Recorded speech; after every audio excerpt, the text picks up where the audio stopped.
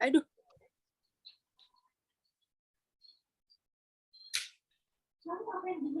Hilangin lagi backgroundnya, Win, gimana? Di ini aja, dipilih. Virtual background ya, non ya? Ya, non.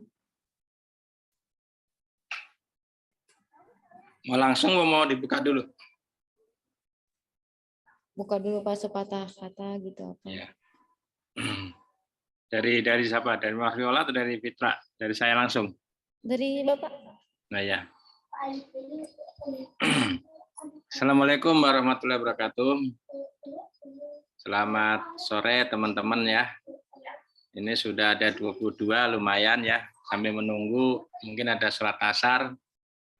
Jadi sore ini kita akan ya Pak. Oh iya Mas Hairin ya. Kenapa bergabung? Oh ya. Makasih. Jadi sore ini kita akan ngobrol-ngobrol santai tentang Live 30. Live 30 itu berarti bagaimana menikmati hidup berdampingan dengan kecerdasan buatan. Langsung share screen ya.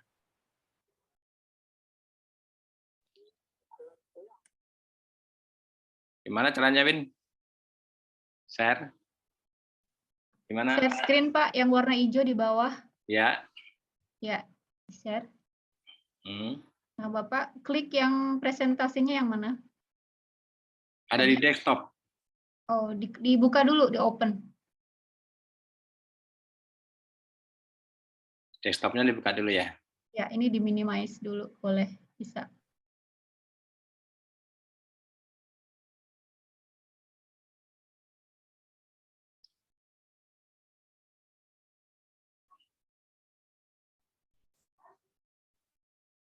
Atau dibantu Vio mungkin? Udah bisa dibuka. Itu diklik atasnya ya. Jangan yang pas panah Pak. Takutnya pas panah dia enggak. Di bagian atas slide.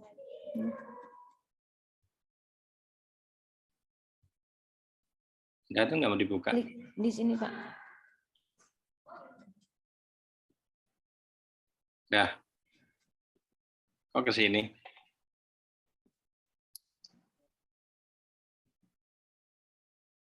Oke ya. Cancel. Cancel ya. Ya. Kelihatan Bapak Ibu sekalian? Jelas, Pak. Oh ya jelas ya. Suaranya juga jelas ya? Jelas. Oh ya. Nah inilah. Nanti kalau teman-teman mau lihat langsung bisa difoto ini ya. QR-nya, barcode-nya. Jadi judul aslinya itu Being Human and the Age of Artificial Intelligence. Diterjemahkan bahasa Indonesia itu menjadi manusia pada era kecerdasan buatan. Nah, jadi saya cerita sebentar ya teman-teman sekalian. Nanti kalau misalnya nggak setuju, nggak sepakat, boleh langsung dipotong, berikan komentar, dan mungkin sanggahan, dan kita diskusi gitu ya. Jangan searah gitu. Jadi Live 10 itu merupakan tahap biologis. Jadi evolusi dalam perangkat keras dan lunaknya. Perangkat lunak itu apa? Semua algoritma dan pengetahuan yang Anda gunakan untuk memproses informasi dari indera dan memutuskan langkah yang akan diambil.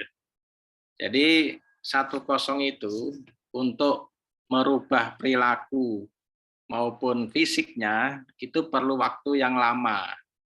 Makanya dulu ada evolusi Darwin gitu ya. Bagaimana manusia mungkin bentuknya sama, tetapi perilakunya itu untuk berubah itu perlu waktu yang lebih lama di Live 10 itu.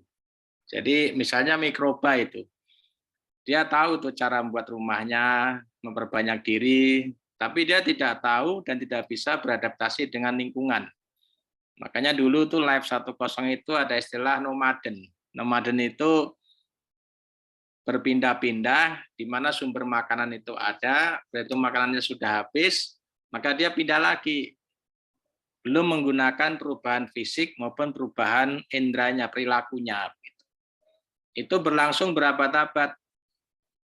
Akhirnya masuk ke Life 20. Ini kebudayaan. Jadi setelah mereka berpindah-pindah, kemudian makanannya mulai habis, maka dia mulai beradaptasi dengan lingkungan. Karena sudah beradaptasi dengan perubahan lingkungan, maka dia mengalami evolusi dalam perangkat keras.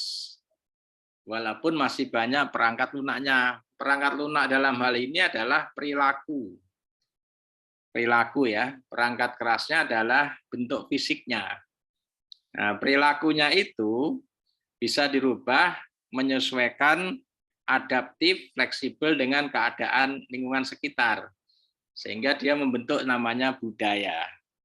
Sudah mulai kenal belajar, sudah mulai kenal menggunakan teknologi, dan sebagainya.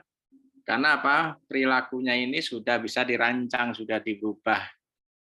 Nah, itu yang live kedua. Saat ini masuk ke live 30 menuju. Dia bisa merancang perangkat keras dan perangkat lunaknya bisa berbarengan. Ya kan, kalau zaman dulu live 20 itu misalnya kita jantung, itu ada pemacu jantung, masih resikonya tinggi. Kenapa? Karena dia perubahan fisiknya itu dipacu oleh pemacu jantung. Kemudian ada lagi misalnya cangkok. Nah, itu di live 20. Nah, nanti live 30 ini yang mengoperasikan, yang membedah jantung itu bukan lagi dokter, tetapi robot yang dirancang yang lebih presisi, sehingga apa? Kebudayaan tadi yang nomor 2 tadi sudah mulai ditinggalkan. Jadi Anda boleh, jadi ke depan ini teman-teman sekalian, carilah profesi ya, yang tidak bisa diotomatisasi. Nah, poinnya di situ tahap 30 itu. Artinya profesi-profesi yang tidak bisa diotomatisasi itu yang akan lama. Misalnya apa? Anda misalnya kuliah akuntansi, pengen kerja di kasir bank, maka itu nanti diganti oleh artificial intelligence. Nggak bisa lagi. Penjaga jalan tol sudah nggak ada. Ya kan, karyawan Giant di PHK. Kenapa? Karena bisa diotomatisasi. Oleh karena itu muncullah yang namanya serba otomatis. Dari mulai Gojek lah, dari mulai Grab lah, dari mulai Shopee lah, Bukalapak. Kenapa? Karena AI itu sudah menggunakan cloud computing. Jadi begini, tahap 30 itu adalah benda mati itu bisa dihidupkan. Misalnya apa? Elektron, proton, protton, itu kan benda mati. Bagaimana elektron ini membawa paket energi sehingga bisa dimasukkan dalam HP. Begitu kita ngomong, itu di luar sana itu bisa nyaut. Siapa yang membawa itu? Paket energi yang namanya kuanta. Jadi sinar matahari itu bukan benda hidup. Oksigen itu bukan benda hidup. Tapi dia bisa dijadikan sebagai sumber kehidupan. Nah, bagaimana meng-hire membelokkan oksigen? Bagaimana merencanakan robot yang bisa berpikir? Itu adalah masuk ke live 30. Nah, jadi teman-teman nanti nggak lama lagi udah mulai berdampingan dengan robot-robot. Dosen pun kalau nggak profesional bisa diganti robot. Kulkas pun sekarang sudah bisa belanja sendiri. Ya kan, ini misalnya Wipin punya kulkas nih, dalamnya udah mulai kosong, maka dia akan ngasih peringatan untuk diisi kembali. TV aja sekarang sudah ke analog, ke TV digital. Ya kan, bioskop-bioskop mulai tutup. Ya kan, nah itu adalah salah satu ciri dari kehidupan 30.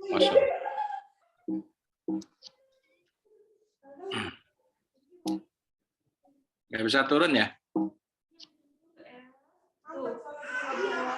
Nah, ada yang mau diskusi, mangga? Ada yang mau diskusi, monggo.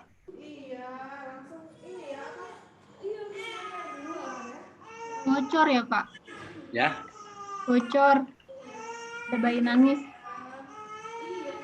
nggak ada di sini yang nangis. Kayaknya dari peserta ya. Bayinya Wiwin tuh. Ih. Enggak. Suwardi, nggak ada bayi di sini. Bayi kucing ada. Jangan-jangan. Yang nangis siapa tuh? Jadi Oh santai ini, aja ya. Bu Aini. Ya, Di mute. di unmute. Di sini saya nggak ada suara kok. Orang rumahnya di kebun, Win. Pio, bantu unmute, Pio.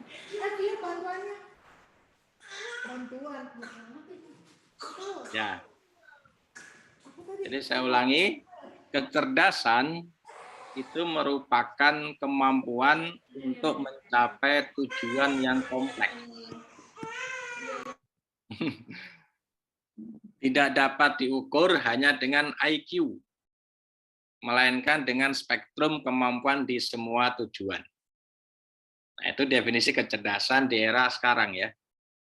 Jadi kemampuan untuk mencapai tujuan yang kompleks atau kemampuan untuk menyelesaikan masalah yang rumit, solve the problem complex, itu cerdas namanya. Jadi bukan ditentukan oleh skor IQ-nya saja, karena IQ itu hanya mengukur 3 kecerdasan. Kecerdasan numerik, kecerdasan visual, kinestetik, sama kecerdasan bahasa. Makanya di situ tesnya cuman angka, cuman bahasa, sama cuman visual atau gambar. Coba kalau punya kemampuan musik, nggak diukur di situ. Punya kemampuan apa? Apa namanya tuh? Kinestetik, nggak diukur di situ. Olahragawan, bukan dari tes IQ, tapi pemain bola yang profesional miliaran. Anda pasti kenal itu pemain bola profesional. Itu kecerdasan di era sekarang ini. Jadi kalau misalnya tangan Anda mungkin putus, ada tangan buatannya banyak. Kaki putus, kaki palsu banyak. Tetapi kalau pikiran dan otaknya itu bermasalah, nah ini sudah sulit obatnya. Nah itu adalah Life 3.0.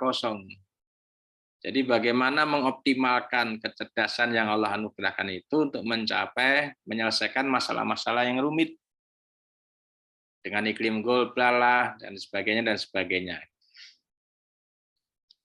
Nah itu, jadi memori, komputasi, pembelajaran, dan kecerdasan ini memiliki natur yang abstrak, tak berbentuk dan tak berbobot, karena semuanya bersifat terbebas dari substrat. Sama sekali berbeda dan tak bergantung detail dari substrat materi dasarnya. Jadi gini teman-teman sekalian, penulis buku ini itu adalah ahli fisika kuantum, kosmologi, dan profesor di MIT. MIT itu Massachusetts Institute of Technology di Amerika sana. Dan dia mendirikan Institut Life 3.0 itu dibantu oleh Elon Musk namanya. Salah satu orang terkaya. Jadi Elon Musk itu membantu membiayai Max Tegmark itu bagaimana membangkitkan, menghidupkan kecerdasan buatan ini dalam menyelesaikan permasalahan kehidupan di masa yang akan datang. Nah, itu adalah Max Tegmark dibantu oleh Elon Musk. Jadi nanti komputasi, akal manusia itu kalau nggak belajar, itu bisa kalah oleh robot-robot ciptaannya sendiri. Karena apa? Dia itu substrat, kayak cloud. Kita nggak bisa ngelihat itu. Namanya kuantum itu kayak apa. Namanya elektron kayak apa. Tapi dari situ bisa dihasilkan sebuah teknologi yang begitu canggih, yang bisa menggantikan peran manusia. Nah, itu intinya di situ. Mau diskusi, monggo? Agak berat ya. Udah sore ya. Udah sore nih. Win, Pak. Ya, ayo silakan Win. Nah, kita Pak, kan aku ada nanya di chat, Pak. Ya, mau jawab Mbak Nanas dulu atau mau diskusi. Mbak Nanas ada di chat, Pak. ya, ya. Bentar ya.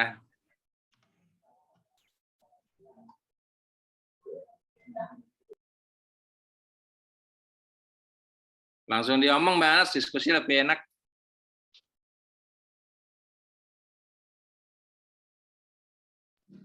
Kalau dokter digantiin sama robot, emangnya jadi ini, Pak? Maksudnya kan nggak ini ya, Mas. Kalau dokter kan biasa langsung nanganin pasien nih, secara Ya. langsung gitu. Tapi kalau robot, emang efektif, Pak, untuk ke 3.0 atau 4.0 ke depan lah, kayak gitu. Nah, ini ada dua pandangan. Jadi apapun teknologinya kan selalu ada resiko yang tadi disampaikan. Jadi ada beberapa pandangan, ada yang pro, ada yang kontra. Ya kan? Nah, yang pro adalah disebut dengan kubu yang namanya digital utopisianis. Nah, gitu. Artinya apa? Kehidupan digital itu adalah hal alami natural yang dialami manusia sebagai bagian dari proses evolusinya. Karena apa? Ide-ide kehidupan digital perlu dibiarkan berkembang bebas dan tak perlu menghentikannya, karena pada dasarnya akan menuju pada kebaikan umat manusia di masa mendatang. Artinya begini, seorang dokter yang sudah dibantu oleh alat-alat bedah dan seterusnya, ini kan peluang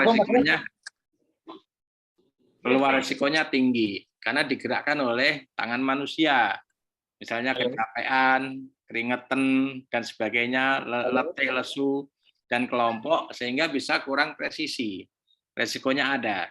Nah, pandangan yang optimis ini mengatakan bahwa robot tadi itu dirancang, diprogram sesuai dengan cara dokter bedah menjalankan operasinya. Itu. Sehingga apa? Sehingga peluang resikonya kesalahan yang tadi saya sampaikan itu bisa lebih rendah.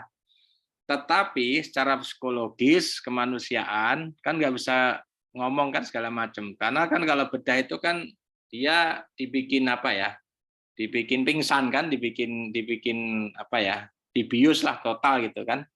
Sehingga apa? Kemungkinan kesalahan malpraktek itu lebih rendah dibanding dokter yang masih bersifat manusia. Ini mulai beberapa rumah sakit sudah dipakai itu robot untuk praktek bedah. Nah, itu. Jadi itu yang pro-nya. Yang kontranya dari sisi kemanusiaan itu pesimis. Namanya kelompok teknoskeptis. Jadi kemampuan manusia itu sangat unik. Nggak mungkin bisa digantikan oleh robot. Ya kan? Karena apa? Makhluk lain itu tidak ada sesempurna manusia. Mana mungkin manusia bisa diganti robot. Ya kan? Nah, karena apa? Manusia itu punya kemampuan menyelesaikan masalah yang rumit, punya kemampuan kreatif, punya kemampuan inovasi, punya kemampuan negosiasi, punya kemampuan kolaborasi yang nggak bisa dikerjakan oleh robot. Nah, makanya tadi saya sampaikan, pekerjaan-pekerjaan yang nggak bisa diotomatisasi itu dipilih nanti ke depan. Jadi orang-orang yang inovatif, yang kreatif, yang punya kemampuan negosiasi, yang punya kemampuan manajemen people, mengatur orang itu diperlukan, ya kan? Karena apa? Dia tidak mungkin bisa digantikan oleh robot. Makanya ini pandangan yang skeptis, yang pesimis. Intinya apa? Robot boleh berkembang sebanyak mungkin, tetapi manusia harus inovatif dan kreatif bagaimana bisa mengungguli robotnya itu. Jadi contoh gini, misalnya ahli hukum yang selama ini kan mempelajari pasal-pasal, dihafalin, kuliah gitu ya, mengecek surat-surat dokumen segala macam. Nah, kalau pengen prospek, bagaimana menjadi pengacara? Karena pengacara nggak mungkin bisa digantikan robot. Bagaimana dia berdebat di pengadilan kan robot nggak bisa. Ya itu, misalnya kayak gitu. Jadi lebih banyak manusia itu mengambil keputusan dari setiap kejadian yang nggak bisa diputuskan oleh robot. Jadi tetap aja manusia itu menang. Begitu sementara, Mbak Nanas Madu. Oke Pak, takutnya kan jadi robot become human gitu kan, jadi agak serem gitu kan. Iya, kan film-filmnya sudah ada tuh, iRobot ya. iRobot Thank itu. you ya Pak. Ya, makasih sama-sama. Wiwin, tadi ada mau komentar, Win? Iya Pak. Ya.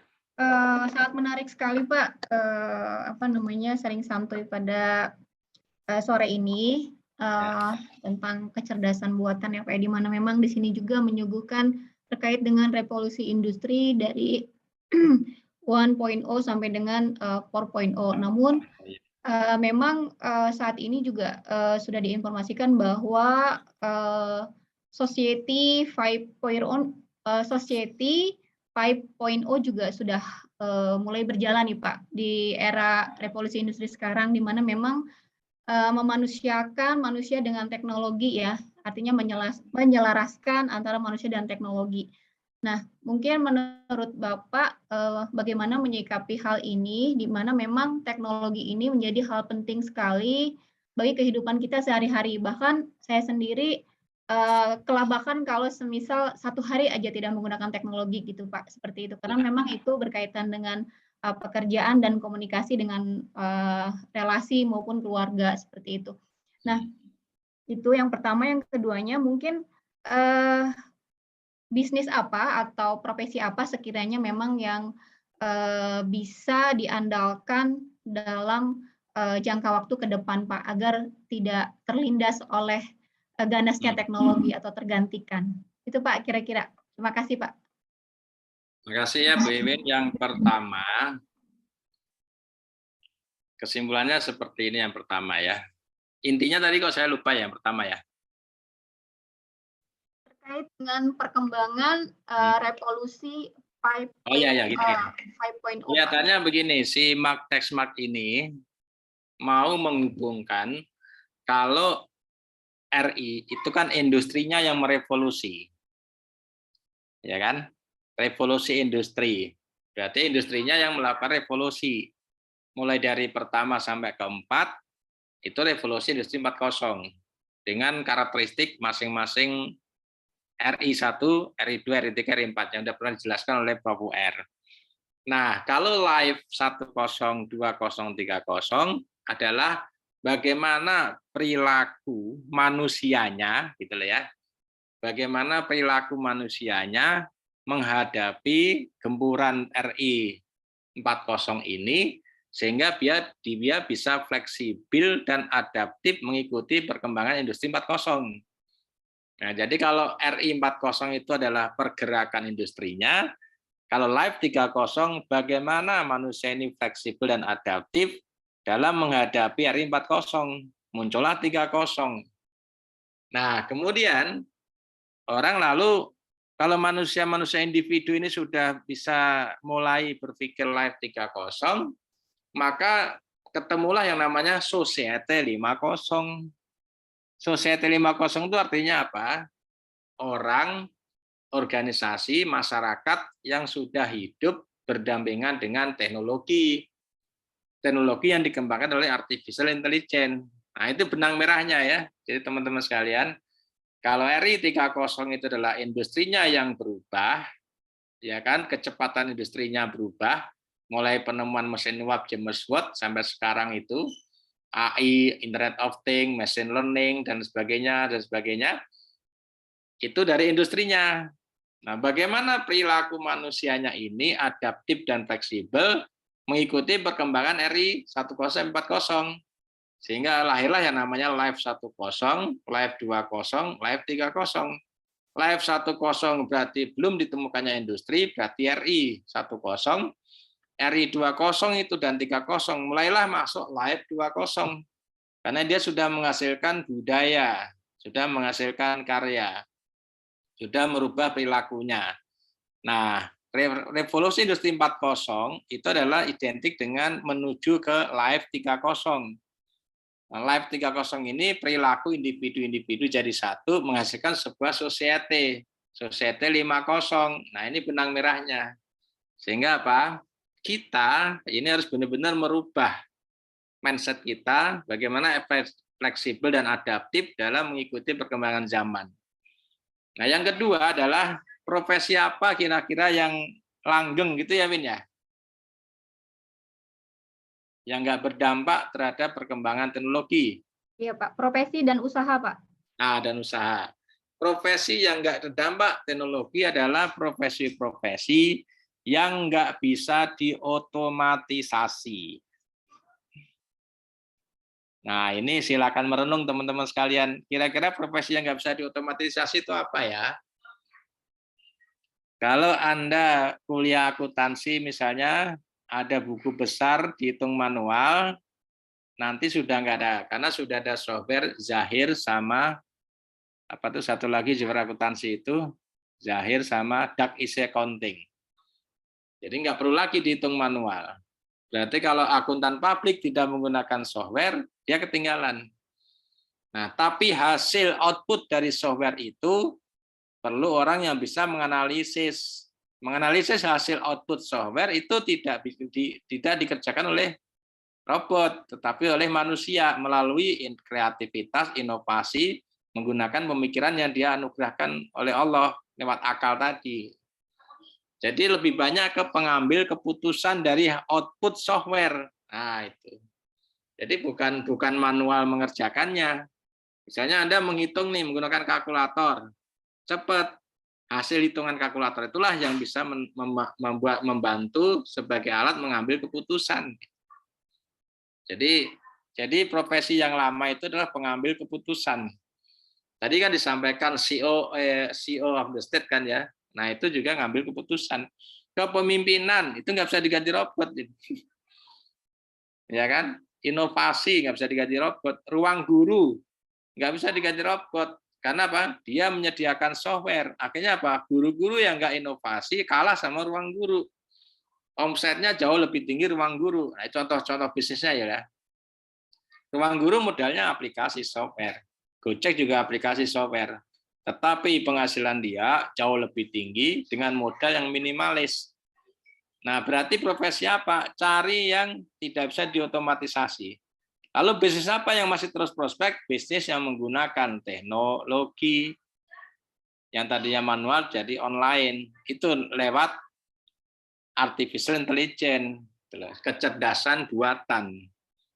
Jadi ke depan itu teman-teman sekalian, benda mati itu bisa dihidupkan. Ya kan? Dalam tanah itu misalnya gini, Anda punya satu mangkok tanah gitu diambil, terus Anda nanam biji jagung. Jagung ini kok bisa numbuh? Padahal tanah itu kan benda mati. Ada apa dalam tanah itu? Itu yang diteliti. Nggak bisa diganti oleh robot. Ya kan? Robot nggak bisa meneliti kandungan tanah itu apa. Karena robot itu hanya berdasarkan program atau coding yang diprogram supaya dia melakukan seperti itu. Belum nyampe ke perilakunya. Nah itu. Sehingga nanti prospek ke depan seperti itu. Lalu bisnis apa yang akan prospek akan lama begitu ya? Yaitu tadi bisnis yang menggunakan sentuhan teknologi.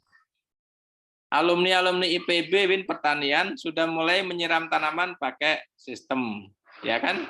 Mulai menyiram tanaman ini kurang apa lebih, ini menu makanan cukup apa enggak, sudah pakai sistem di IPB itu. Fakultas Peternakan mulai mendesain ini konsumsi untuk pakan ternak sesuai enggak dengan kadarnya, sudah pakai software aplikasi. Nah itu nggak bisa digantikan robot itu, ya kan? Nah itu contoh-contoh. Jadi cari profesi yang nggak bisa diotomatisasi, itu benang merahnya. Nah, monggo Win, masih ada lagi. Teman-teman yang lain, monggo silahkan. Cukup Pak, terima kasih Pak. Yang lain mungkin silakan. Nah, tadi udah nih. Nah, itu. Yang tadi saya sampaikan, suatu materi apapun dapat menjadi substrat untuk memori selama ia memiliki banyak keadaan stabil yang berbeda. Nah, itu contohnya tuh. Flash disk itu kan materi, benda mati. Dia bisa dijadikan sebagai memori untuk menyimpan data. Ya kan? Bahkan sekarang hard disk eksternal sampai tera, sampai mega. Ya toh? Itu benda mati. Jadi materi apapun itu dapat menjadi substrat untuk memori selama ia memiliki banyak keadaan stabil yang berbeda. Stabil yang berbeda itu artinya apa? Lentur, fleksibel. Ya kan? Nah, artinya apa? Dalam fisika itu ada hukum namanya kekekalan energi. Energi itu bisa berubah dari satu bentuk ke bentuk yang lain, yang bentuknya berbeda-beda, tapi nanti bisa kembali lagi. Itu namanya pergerakan tata surya. Bisa dirubah bentuknya, nanti kembali lagi. Misalnya apa? Sapi makan rumput, rumputnya masuk ke perut sapi, dirubah jadi susu, susunya Anda minum, ya kan? Anda buang BAB ke lapangan, rumputnya jadi apa? Subur lagi, dimakan sapi lagi, itu namanya hukum kekekalan energi. Dia cuma berubah bentuk dari satu bentuk ke bentuk yang lain. Itu namanya keadaan stabil yang berbeda. Lengkapnya bisa dibaca di bab ini. Nah, itu.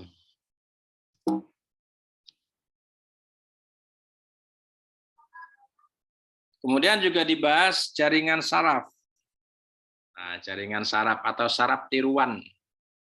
Substrat yang kuat untuk pembelajaran. Karena hanya dengan mengikuti hukum fisika, ia dapat menyusun ulang dirinya untuk menjadi semakin baik dalam mengoperasikan komputasi yang diinginkan. Nah, itu. Jadi dalam fisika itu ada istilah mestakung, semesta mendukung. Itu ya. Jadi hubungannya apa dengan computational thinking itu? Karena manusia itu punya jaringan saraf yang begitu powerful, sampai 1 triliun sel saraf aktif, maka dia bisa merancang sebuah computational thinking. Sebuah komputer yang bisa berpikir sesuai dengan kode digital yang dimasukkan. Misalnya kalkulator Anda pencet 3 kali 3 sama dengan 9, nanti langsung bekerja itu. Computational thinking itu. Apa tuh? Nah, itu kesimpulannya ya.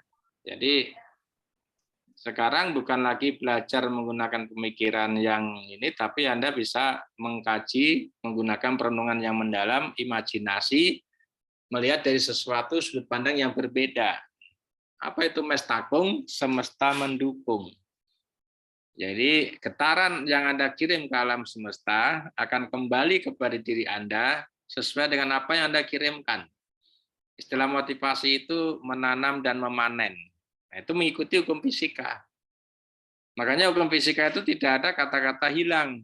Dia hanya berubah bentuk atau pindah tempat. Misalnya Wiwin motornya hilang gitu. Bukan hilang, dia pindah tempat. Nah, bukan hilang, karena hukum fisika itu tidak kenal namanya hilang. Dia berubah bentuk atau pindah tempat.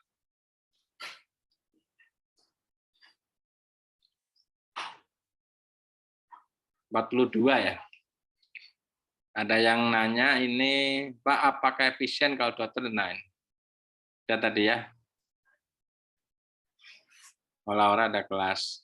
Silakan, ada mau diskusi lagi, monggo.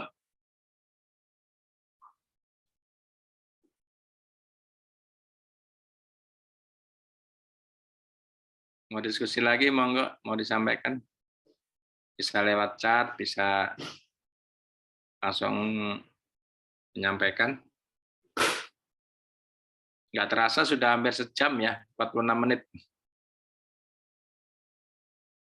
Oleh karena itu, ke depan ini, biaya teknologi informasi telah menjadi 2 kali lipat lebih murah hampir setiap 2 tahun dalam 1 abad ini. Memampukan hadirnya sebuah era informasi.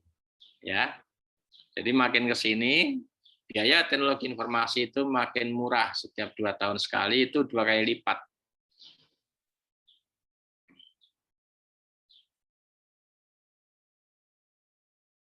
Perkembangan AI berpotensi memperbaiki kehidupan dengan jutaan syarat. Pembangkit listrik, pasar keuangan, mobil tanpa sopir, robot bedah yang tadi saya sampaikan, dan sistem diagnosis AI.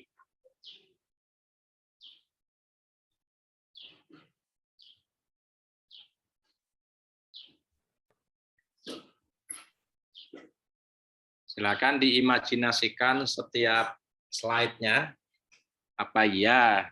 Mungkin ada pendapat atau mungkin ada mau diskusi lebih lanjut, monggo silakan. Masih bisa kedengeran suaranya? Dengeran, Pak. Ya. Masih Pak Yono. Oh ya, siap. Mau Jelas, diskusi, Pak Yono. Mas? Lanjut. Mas Airin. Bu Tili mau menyampaikan sesuatu, monggo. Ini kiri kanan Ayo, Pak, Nak. satu lagi itu Pak, Oh, iya. Google Meet Pak Arko. Kita double meeting, Pak. Nanti ketahuan. Oh iya ya. Ayo, Kita Coba. multitasking Pak. Tapi lumayan lah, Lagi double kelas nih, santai sama kelas. Ayo, Nak, itu video yang di Dengerin Pak kolom Yono, chat. di sana Pak Arkonya belum ada Pak. Oh, Video harganya yang belum ada. Pak Yono, Pak punten. Yono suaranya merdu, enak dengernya, pengen mau tidur. Pak Yono, video yang Ya. di kolom chat tolong diputarkan, Pak Yono. Video. Di kolom chat ada video. Ya, ya, sip.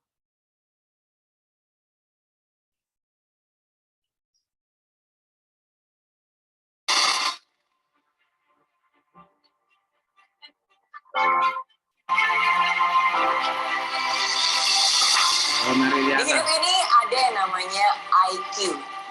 Sekarang saya ingin bertanya kepada kamu. IQ itu penting nggak sih? Kecerdasan itu penting nggak sih? Tentu saja penting. Kecerdasan itu penting. Pengetahuan itu jelas penting. Tapi ada yang lebih penting daripada IQ. Dan yang lebih penting daripada IQ adalah I can. Yes, your I can is much more important than your IQ. Kemauan kamu itu jauh lebih penting daripada kecerdasan kamu. Buat apa jadi orang paling pintar? Buat apa jadi orang paling cerdas? Buat apa jadi orang yang paling tahu segalanya, tapi dikit-dikit nggak mau? Disuruh action nggak mau, suruh kerja nggak mau, suruh belajar nggak mau, suruh usaha nggak mau, suruh mencoba pun nggak mau. Nggak ada gunanya. Kecerdasan itu nggak akan bisa membawa kamu kemana-mana kalau itu tidak disertakan dengan kemauan. Kecerdasan kamu nggak akan ada gunanya kalau kamu hanya duduk diam dan pernah ada tindakan. Tapi sebaliknya, walaupun kamu bukan yang paling pintar, walaupun kamu bukan yang paling cerdas, walaupun kamu bukan orang yang paling tahu segalanya, tapi kalau kamu punya kemauan yang luar biasa, kamu punya kemauan yang begitu besar, mencoba, mau belajar, mau take action, mau bangkit dari kegagalan, mau berproses, mau mengakui kesalahan, mau memperbaiki kesalahan, mau berjuang. Kemauan itu akan membawa kamu jauh, jauh melebihi orang-orang yang cerdas, tapi dikit-dikit nggak mau. Jadi ingatlah, it's not just about IQ, but it's about I can. Dan hari ini saya ingin menantang kamu. Kalau selama ini kamu meluangkan begitu banyak waktu untuk mengupgrade kepintaranmu, hari ini saya ingin menantang kamu, luangkan waktu juga untuk mengupgrade mindset dan hatimu. Have faith, be possible, take action, dan yakinlah. Yakin bahwa kamu mampu. Yakin bahwa kamu pasti bisa. Yakin bahwa kamu sanggup menerobos keterbatasan dalam hidupmu. Mimpi itu harus turun ke hati, baru turun ke kaki. Tahu aja nggak cukup, kamu juga harus mau. Baru kemauan itulah yang akan menggerakkan langkahmu menuju kesuksesan. Kemauan itulah yang akan membuatmu bertahan di saat begitu banyak cobaan. Kemauan itulah yang akan memaksamu untuk terus berjalan menerobos segala rintangan. Dan kemauan itulah yang akan membawamu meraih kemenangan. Mari Riana.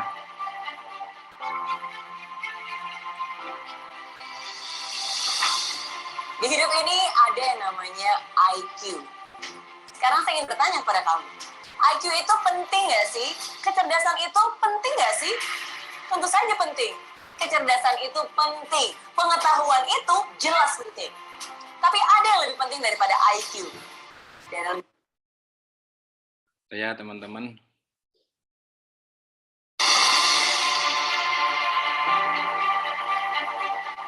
Nyala lagi, Fitri ya. Di close aja Pak tabnya. Iya, makanya. di hidup ini ada yang Close aja, namanya Pak. Di IQ. X. Sekarang saya ingin bertanya kepada kamu. IQ itu penting nggak sih? Di X lagi itu Pak yang penting atas nggak Pak. sih? Tentu saja penting. Diklik yang Kecerdasan itu button X, Pak. penting. Pengetahuan itu jelas penting. Tapi ada yang lebih Ini Pak, yang ini. Ya. Dari situ nggak bisa, Marviola. Jadi, di hidup ini ada yang namanya IQ. Sekarang saya ingin bertanya kepada kamu. IQ itu penting nggak sih? Ini Pak yang Kecerdasan itu penting nggak sih? Tentu saja penting. Kecerdasan itu penting. Pengetahuan itu jelas penting. Tapi ada yang lebih penting daripada IQ. Dan yang lebih penting daripada IQ adalah I can. Yes, your I can is much more important than your IQ. Kemauan kamu itu jauh lebih penting daripada kecerdasan kamu. Buat apa jadi orang paling pintar? Buat apa jadi orang paling cerdas? Buat apa jadi orang yang paling tahu segalanya, tapi dikit-dikit nggak mau? Justru lebih penting daripada IQ. Lebih penting daripada IQ adalah I can. Yes, your I can is much more important than your IQ. Kemauan kamu itu jauh lebih penting daripada kecerdasan kamu. Buat apa jadi orang paling pintar? Buat apa jadi orang paling cerdas? Buat apa jadi orang yang paling tahu segalanya, tapi dikit-dikit nggak mau? Disuruh action nggak mau, suruh kerja nggak mau, suruh belajar nggak mau, suruh usaha nggak mau. Coba di scroll ke bawah Pak, mungkin ada button. Nggak ada gunanya. Kecerdasan itu nggak akan bisa membawa kamu kemana-mana kalau itu tidak disertakan dengan kemauan. Kecerdasan kamu nggak akan ada gunanya kalau kamu hanya duduk diam dan nggak pernah ambil tindakan. Tapi sebab Coba scroll ke bawah tadi. Iya. Yang button X-nya Bapak punten, maaf. Itu button X di atas ya. di hidup ini ada yang namanya Yang ini Pak, yang ini. Sekarang saya ingin bertanya kepada kamu. IQ itu penting nggak sih? Kecerdasan itu penting nggak sih? Tentu saja penting. Kecerdasan itu penting. Pengetahuan itu jelas penting. Tapi ada yang lebih penting daripada IQ. Dan yang lebih penting daripada IQ adalah I can. Yes, your I can is much more important than your Yang IQ. tab ketiga Pak, yang tab ketiga masih Jauh ya. lebih penting daripada kecerdasan Nah, kamu. tab ketiga Pak. Buat apa jadi orang paling pintar? Buat apa jadi orang paling cerdas? Buat apa jadi orang yang paling tahu segalanya, tapi dikit-dikit nggak mau? Disuruh action nggak mau, suruh kerja nggak mau, suruh belajar nggak mau, suruh usaha nggak mau, suruh mencoba pun nggak mau. Nggak ada gunanya. Kecerdasan itu nggak akan bisa membawa kamu kemana-mana kalau itu tidak disertakan dengan kemauan. Kecerdasan kamu nggak akan ada gunanya kalau kamu hanya duduk diam dan nggak pernah ambil Diklik tindakan. X-nya lagi Pak. Ya, Tapi diklik X-nya sebaliknya, lagi Pak. walaupun kamu Ya, bukan ya. yang paling X. pintar, walaupun kamu bukan yang paling cerdas, walaupun kamu bukan orang yang paling tahu segalanya, tapi kalau kamu punya kemauan yang luar biasa, Di kamu X-nya. punya kemauan yang X-nya, Pak. begitu besar, mau mencoba, mau belajar, mau take action, mau bangkit dari kegagalan, mau berproses, mau mengakui kesalahan, mau memperbaiki kesalahan, mau berjuang. Kemauan itu akan membawa kamu jauh, jauh melebihi orang-orang yang cerdas, tapi dikit-dikit nggak mau. Jadi ingatlah, it's not just about IQ, but it's about I can. Nah,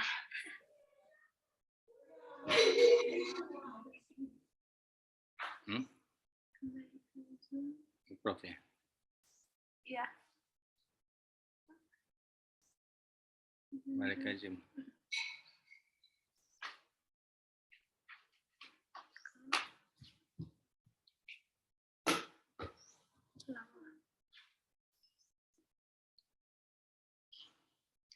Ya teman-teman.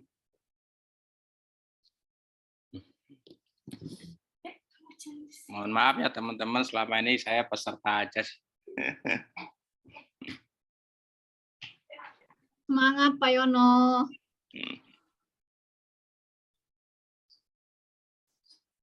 Malu sama Prof UR nih.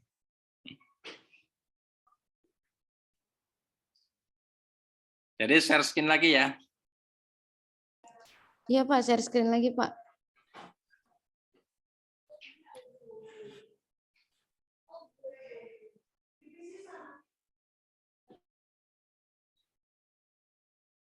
Setelah dimatiin hilang.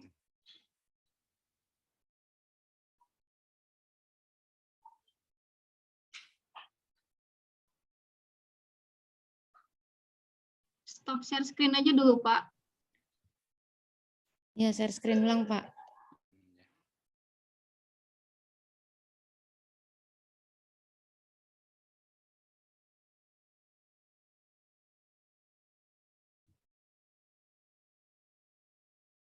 Nah, sedikit cerita Meriana ya. Meriana ini tahun 98 itu kan Jakarta ada kerusuhan Mei. Awalnya dia kuliah Trisakti, teknik elektro ya. Kalau nggak salah itu, nanti mohon koreksi. Lalu berangkat ke Singapura. Ya kan? Kuliah jurusan teknik elektro di National University of Singapore, NUS. Karena yang di Jakarta sudah mengalami krisis moneter, maka Meriana ini berjuang keras bagaimana bertahan hidup di Singapura. Sampai dalam bukunya itu diceritakan bahwa makan mie itu nunggu malam. Bahkan minumnya itu air kran di kampus. Saking susahnya gitu loh. Nah, singkat cerita perjuangan Meriana itu berhasil di bawah umur 31, di bawah umur 30 tahun sudah menjadi milioner, $1 million. Itu targetnya, jadi 1 miliar di bawah umur 30. Nah, ini didukung oleh teman sekelasnya, jadi pacarnya yang sekarang jadi suaminya. Jadi kami pernah ngundang 1 kali di UNES ya, waktu itu. Memang semangatnya luar biasa. Jadi memang pintar saya tidak cukup, harus bergerak, harus take action. Jadi Anda harus bisa, you can if you think you can.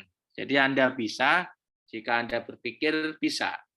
Makanya ada bercandaan bahwa mulut ke otak itu jaraknya dekat, tapi otak ke kaki jaraknya jauh.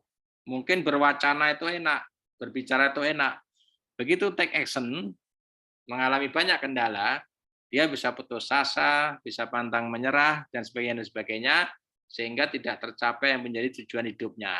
Jadi pintar saja tidak cukup, dia perlu emosional intelijen, perlu spiritual intelijen, perlu advertising intelijen.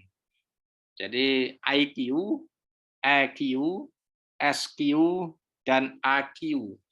IQ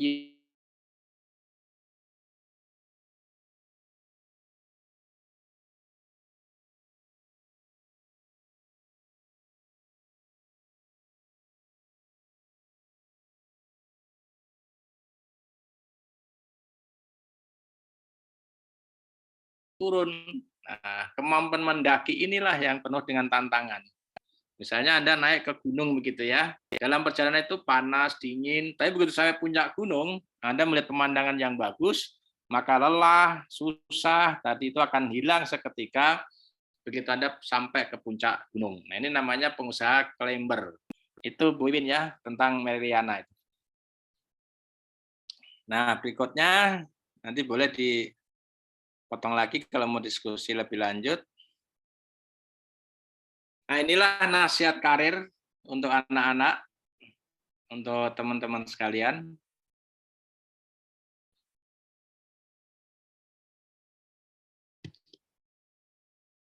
Masuklah ke dalam profesi yang tidak dilakukan oleh mesin dengan buruk.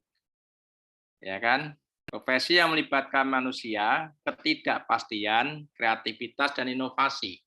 Inilah profesi yang akan lama, nggak bisa tergantikan. Nah, itu adalah profesi yang tidak tergantikan oleh robot atau kecerdasan artificial intelligence.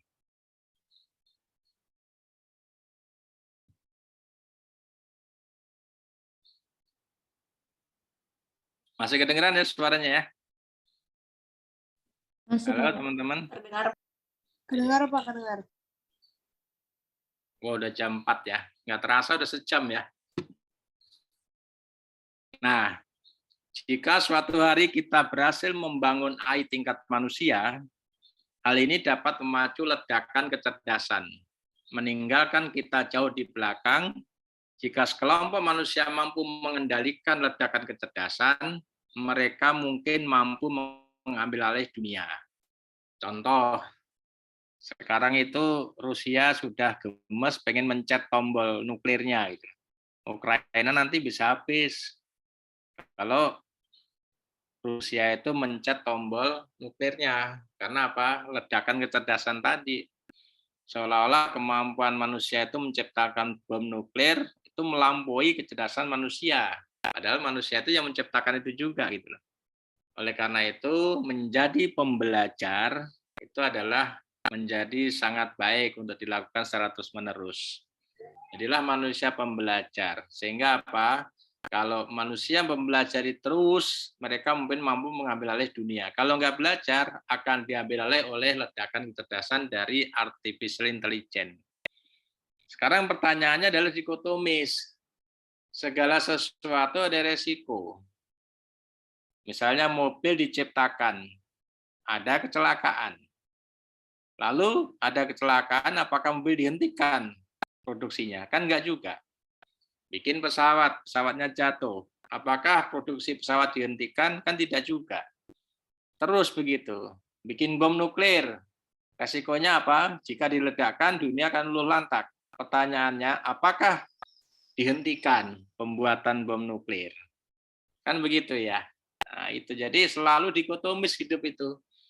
Antara dua kutub yang berseberangan. Misalnya sakit, itu kan ada yang sakit. Apa mungkin orang itu nggak ada yang sakit? Kan nggak juga. Ya kan? Kalau nggak ada orang sakit, walaupun secerdas apapun dia nggak pernah sakit, maka rumah sakit akan tutup. Nah, selalu seperti itu. Nah, pilihannya Anda itu mau sakit, mau berbuat negatif sehingga dipenjara, atau mau menjaga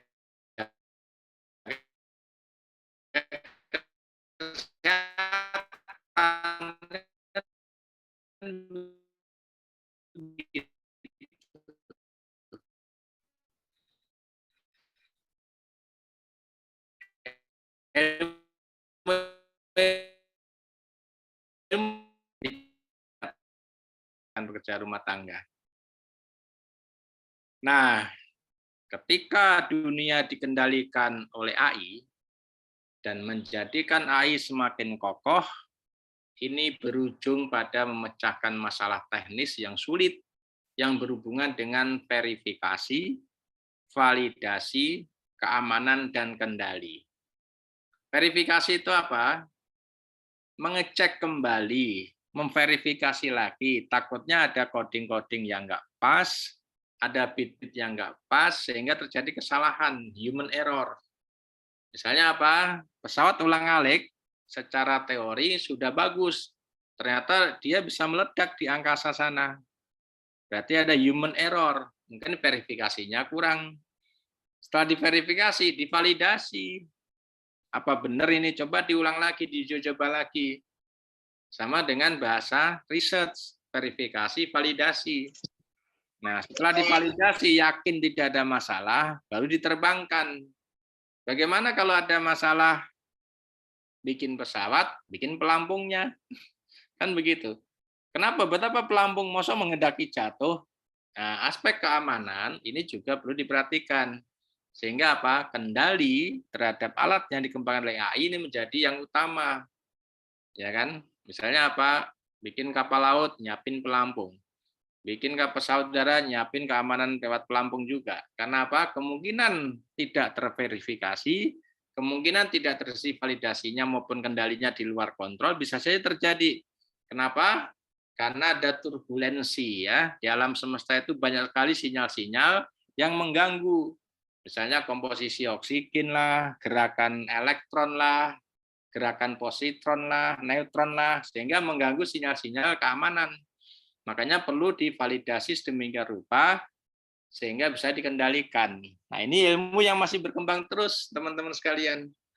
Bagaimana meng-hire misalnya kayak Jepang itu bisa bikin hujan buatan, ya toh, bisa bikin bangunan anti gempa. Nah, itu kan bagaimana memperkokoh kecerdasan manusia sehingga resiko yang tadi tinggi itu bisa dikurangi melalui verifikasi, validasi, keamanan, dan kendali.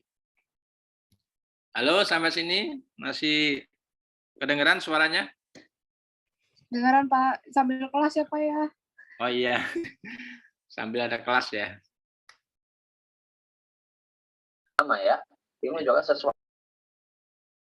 Kehidupan super cerdas bukan hanya menggunakan sumber daya yang akan dengan jauh lebih efisien, tetapi juga dapat mengembangkan biosfer hari ini sekitar 32 tingkat besaran kali lipat dengan memperoleh lebih banyak sumber daya melalui hunian luar angkasa dengan kecepatan yang mendekati kecepatan cahaya.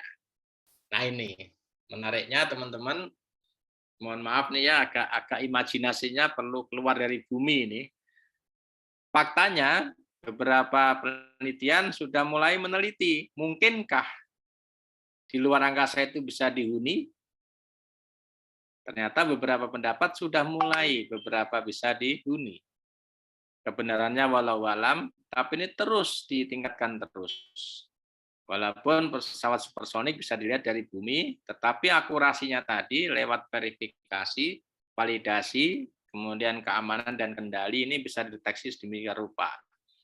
Apa mungkin nanti menciptakan pesawat yang mendekati kecepatan cahaya? Sudah banyak sekali contohnya, pesawat jet, pesawat ulang-alik, pesawat ruang angkasa. Kok bisa? Imajinasinya kok nyampe ya? Bikin sebuah pesawat atau alat yang kecepatannya mendekati kecepatan cahaya. Contoh, kecepatan cahaya itu adalah 3 × 10⁸ meter per detik. Bayangin loh. Begitu matahari terbit, sret aja, langsung terang benerang tuh bumi ini. Kenapa? Karena kecepatan cahayanya itu 3 × 10⁸ meter per detik. Sebuah ponsel, sinyal misalnya, Anda telepon ke Australia, gitu ya, ke Arab, saudaranya naik haji, dalam hitungan detik Anda bisa langsung nyambung. Siapa yang membawa itu? Namanya gelombang radiasi matahari paket atau kuantum. Jadi membawa suara Anda sampai ke sana. Itu kok canggih ya manusia ya. Dengan benda yang sebesar HP di tangan Anda pencet nomornya, ya kan, jalur internasional, lalu Anda bisa ngomong dengan mereka. Berarti kan ada sesuatu yang kecepatannya mendekati kecepatan cahaya. Dan sekarang sudah mendekati kenyataan, sudah mulai menjadi kenyataan. Bagaimana ke depannya? Lebih banyak lagi lalu lalang sinyal di angkasa sana, lebih banyak lagi internet, penggunaan ruang pesawat udara dan sebagainya yang makin lama makin cepat. Nah, bisa digerakkan menggunakan drone, menggunakan HP, menggunakan sinyal, misalnya ada telepon dari mana ini lokasinya langsung bisa dicek. Ya kan? Karena Anda menggunakan ponsel itu terekam secara jejak digital. Nah, inilah ke depan bagaimana mempengaruhi pola pikir kita berubah. Kalau enggak ya nanti akan ketinggalan. Oleh karena itu, komoditas utama yang akan dibagikan atau diperdagangkan di seluruh jagat raya kemungkinan besar adalah informasi. Tadi Win menyampaikan bisnis apa? Ya bisnis yang berhubungan dengan informasi. Informasi produk, informasi harga, informasi keuangan, informasi pajak, informasi ya macam-macam. Informasi yang berhubungan dengan big data. Data ini begitu banyak sekali di angkasa ini, di dunia ini. Anda tinggal mengambil, memilih mana yang bisa menumbuhkan diri saya untuk ke arah kehidupan yang lebih baik. Inilah yang dimaksud dengan informasi. Masalah yang namanya era teknologi informasi. Bisnis juga sama, tidak perlu pabrik, tidak perlu gudang, tidak perlu punya kendaraan sendiri. Gojek itu adalah miliaran per tahunnya.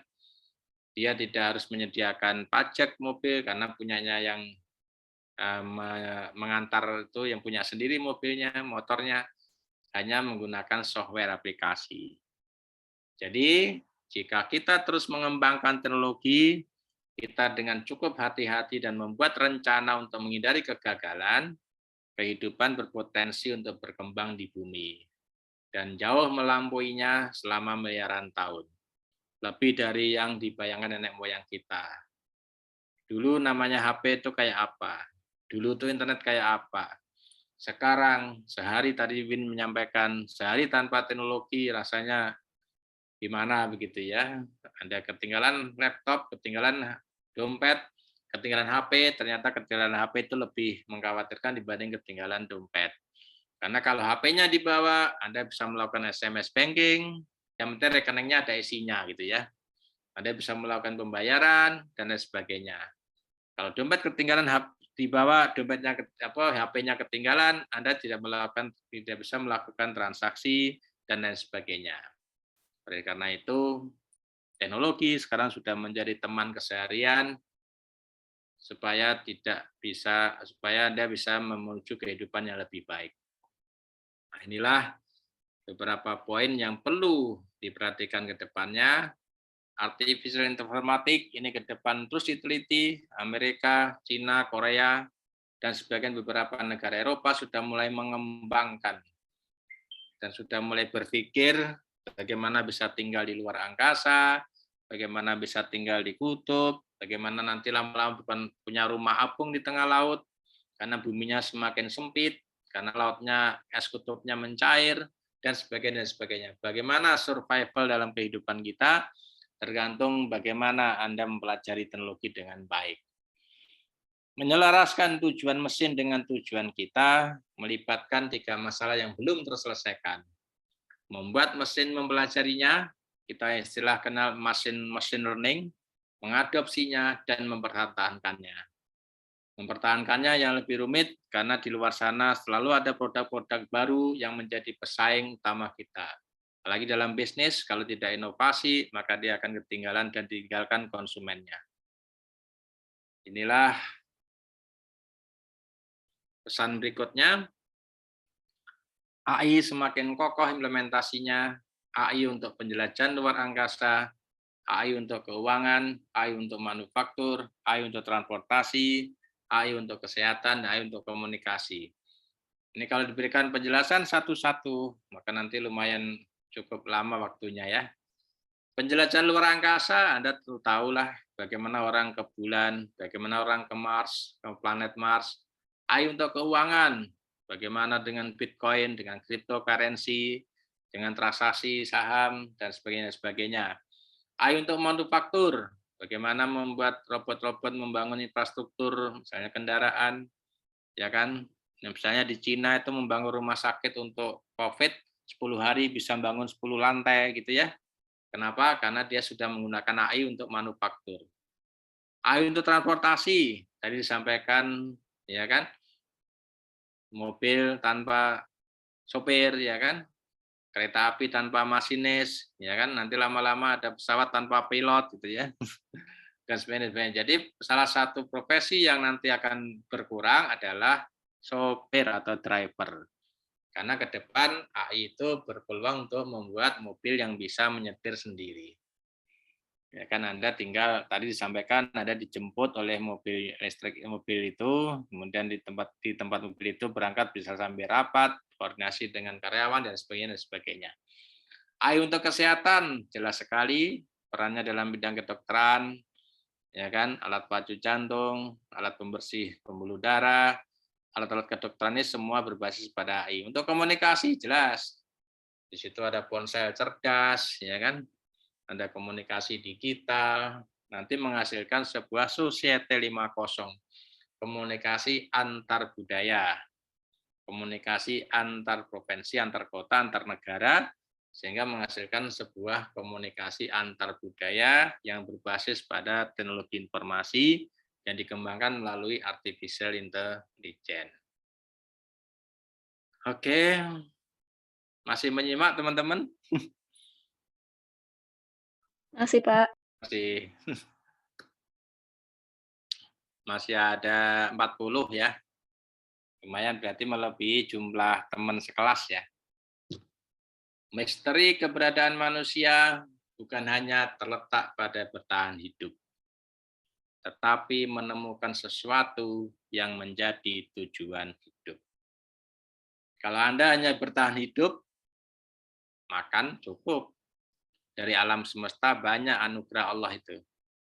Tapi bagaimana menjadi atau menemukan tujuan hidup, itu yang jauh lebih penting untuk eksistensi manusia di masa-masa yang akan datang. Ya kan? Makanya film-film itu ada yang bagaimana hidup abadi, bagaimana menyehatkan jantung, menyehatkan paru-paru dan sebagainya. Itu bagaimana menemukan dan menjadi tujuan hidup Anda. Itu seputar resume dari beberapa hal. Nanti bisa dihubungkan dengan ilmu-ilmu yang lain, ilmu bisnis, ilmu ekonomi, ilmu sosial, ilmu fisika, matematik, dan sebagainya. Ilmu fisika itu asal mula tujuan. Tujuan diciptakannya tata surya, tujuan diciptakannya alam semesta, ya kan? Biologi itu evolusi tujuan. Ya kan? Jadi evolusi tujuan itu merubah tujuan sesuai dengan zamannya. Kalau dulu misalnya zaman Life 10 itu nomaden ya nggak perlu rumah. Nah, masuk 20 harus perlu rumah. Jadi tujuannya itu berubah. Masuk nanti era 30 selain rumah harus ada kemampuan artificial intelligence, kemampuan coding, kemampuan IT dan sebagainya. Bagaimana psikologi supaya nggak stres, pengejaran dan pemberontakan terhadap tujuan. Mengejar tujuan, memberontak. Ini tujuan ini sudah nggak layak nih sekarang misalnya.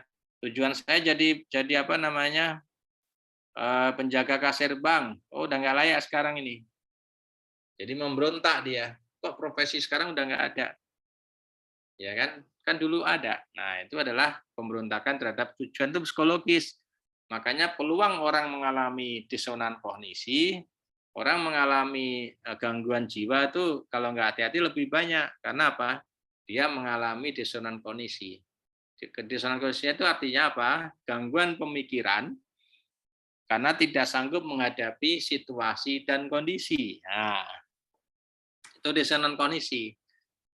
Jadi gangguan pemikiran, pemikirannya nggak jernih, karena dia tidak mampu menghadapi situasi dan kondisi yang berubah dengan cepat. Dia bisa menarik diri dari kehidupan, bisa juga maju dan melawan dan menantang dunia ini mau kita apakan untuk kehidupan dan kesejahteraan kita sebagai manusia, sekaligus sebagai khalifatullah bil ardi. AI, teknik mengoutsource tujuan. Ya kan? Misalnya mobil tidak pakai AC, harus pakai AC. Ada pabriknya pakai AC. Mobil yang tadinya power steeringnya nggak rapi, dibikinnya rapi. Jendelanya misalnya naiknya pakai putaran, sekarang pencet tombol. Nah ini mengoutsource tujuan teknik. AI bersahabat, nah ini menyelaraskan tujuan. Nah ini adalah peran daripada AI. Itu sore ini presentasinya. Silakan kalau teman-teman mau diskusi, monggo. Bagaimana menatap masa depan dan berdampingan dengan artificial intelligence, perkembangan teknologi telah menentukan arah perkembangan manusia sejak zaman dulu. Teknologi bisa membangun dan menghancurkan. Pandangan bahwa manusia merupakan makhluk yang unik, satu-satunya makhluk yang lebih unggul dibandingkan yang lain, makin lama makin tergerus. Saran penulis buku ini adalah kita perlu mulai berpikir untuk menempatkan manusia selaku makhluk yang memiliki kemampuan untuk berpikir cerdas. Jadi makhluk yang hanya manusia yang punya kemampuan untuk berpikir cerdas. Namanya Homo sapiens. Menjadi makhluk yang memiliki kemampuan mendengar lingkungan sekitar. Namanya Homo sentiens. Ini karena dunia selalu berubah dan bukan hal mustahil yang terjadi di sekeliling kita kelak menjadi lebih cerdas daripada diri kita sendiri. Hati-hati kalau Anda tidak belajar, bisa jadi Anda dikepung dengan teknologi-teknologi yang lebih cerdas dibanding diri Anda sendiri. Kalau begitu, berarti dunia ayah akan meninggalkan kita, Anda akan lost of the wood, kehilangan makna di dunia ini, karena tidak bisa mengimbangi kecepatan perkembangan AI di dunia. Demikian teman-teman sekalian. Kalau ada yang mau diskusi, monggo. Terutama teman sekelas yang kelasnya nggak bentrok nih. Ada nggak bentrok ya? Halo?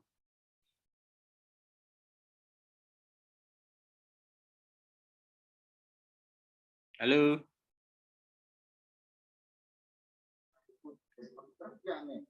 Ya Pak, mau nanya boleh Pak? Halo, Aula Asmi ya? Aulia Azmi Pak. Oh, ya, monggo. Jadi kan buku ini terbitnya tahun 2017 ya Pak. Ya. Kalau di sini kan sebenarnya penulis memprediksikan bagaimana teknologi nantinya akan yang nangis di unmute tuh, yang nangis. Bentar ya Pak. Ya, oh itu Aulia ya, anaknya Aulia ya? Bukan Pak. Ya, monggo. Ya nggak apa-apa. Maaf Pak, ada backsound ya. Jadi kan si penulisnya itu memprediksi bagaimana teknologi akan istilahnya itu menguasai dunia ini nanti di samping manusianya gitu. Nah, selain dari skill kecerdasan berpikir tadi itu, apa saja sih skill yang disarankan gitu oleh si penulis untuk manusia bisa bertahan agar tidak didominasi oleh si robot ini Pak. Ya. Berarti kan di era sekarang ya gitu Pak. Ya. Penjelasannya Pak. Ya.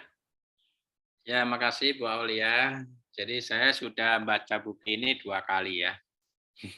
Saya ulang 2 kali. Memang penjelasan bahasa Inggrisnya itu dikonvert ke bahasa Indonesia itu masih banyak kendala.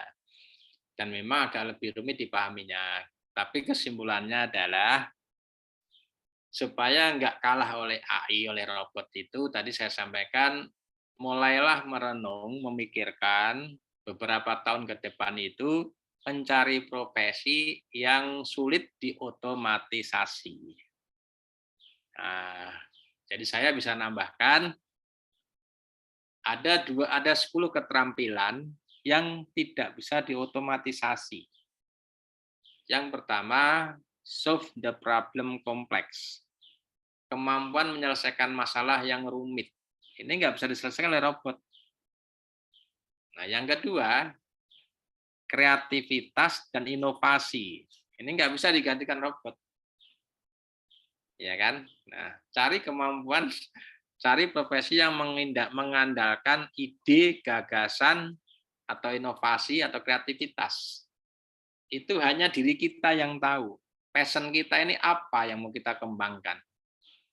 Dengan Tuhan memberikan anugerah otak ini, saya mau mengembangkan kemampuan apa ya? Gitu. Kemudian manajemen people, kemampuan mengatur manajemen orang. Ini nggak bisa digantikan oleh robot. Kemudian negotiation skill, kemampuan negosiasi. Kemampuan kolaborasi. Ini nggak bisa digantikan robot. Ya kan? Misalnya apa? Kolaborasi itu akan terjadi kalau saling percaya. Makanya tadi disampaikan oleh Mariana, pintar saja tidak cukup. Jadi perlu keterampilan kolaborasi, negosiasi. Kemudian kemampuan emosional, kecerdasan emosional. Bagaimana empati, bagaimana menjaga perasaan teman, bagaimana membentuk sebuah komunitas. Ini nggak bisa dilakukan oleh robot. Nah, itulah pesan dari buku ini. Kemudian saya tambah dari pendapat saya pribadi, mungkin ada perlu diskusi lebih lanjut, monggo. Nah, keterampilan tadi itu nggak mungkin diganti oleh robot. Karena apa? Itu tadi, manajemen people itu kan nggak bisa. Karena dia menyangkut sumber daya manusia. Yang tadi disampaikan Pak Prof. tadi pagi kan human resources. Sumber daya manusia itu merupakan aset daripada perusahaan. Ya kan? Kalau dia punya keterampilan teknis, maka robot bisa mengerjakan. Ya kan? Misalnya saya nggak bisa email, nggak bisa scan nanti kayak gini tadi, tapi teman-teman pada bisa. Saya bisa nanya ke teman. Makanya kemampuan unik yang kita miliki ini dikembangkan. Ya kan? Jangan berusaha mempelajari yang Anda tidak tertarik. Tapi pelajarilah yang Anda menjadi passion. Hasil dari passion tadi bisa digunakan untuk membantu orang lain mempelajari, menanyakan apa yang Anda tidak bisa. Contoh bisnis, misalnya bakso lapangan tembak. Itu kan dia tidak bisa akuntansi, tidak bisa keuangan dan sebagainya, tidak bisa pemasaran. Begitu dia sudah besar, karena dia taunya bikin bakso saja, dia bisa nyewa orang untuk menghitung asetnya. Dia bisa nyewa orang untuk membayar SPG-nya. Ya, dia mungkin nggak mampu melayani konsumen. Dia hanya taunya bikin bakso. Yang melayani konsumen kan SPG itu berarti dari wanita, dari laki-laki yang masih muda, yang masih lincah, dia tidak ngerti itu bagaimana mendesain, merancang bakso yang enak gitu. Nah, itu maksud saya adalah temukan itu semudah mungkin gitu ya. Lalu fokus kepada itu, maka nanti alam semesta akan merespon atas apa yang Anda fokuskan. Fokus itu kan follow one course until success. Jadi kalau Anda nggak fokus, nanti akan nggak tercapai itu tujuan itu. Nah, fokusnya itu bisa berubah-ubah mengikuti perkembangan zaman. Inilah hebatnya otak manusia. Dia fleksibel dan adaptif. Saya kuliah S2, makanya selalu adaptif tuh. Bikin scoop lah, bikin poster lah. Sekarang ini nanti kan saya nggak bisa searching segala macam. Sekarang jadi tahu lah, gitu lah ya. Coba kalau saya nggak kuliah komputer, nggak ada Zoom, saya nggak tahu. Jadi ketidaktahuan itu menghasilkan sebuah pengetahuan, karena banyak teman yang bisa membantu atas apa yang tidak kita ketahui. Itu namanya kolaborasi. Begitu, Aulia. Halo, Aulia. Ada yang lain, monggo? Ya, Pak. Lanjut, Pak. Ya. Ada pendapat yang lain?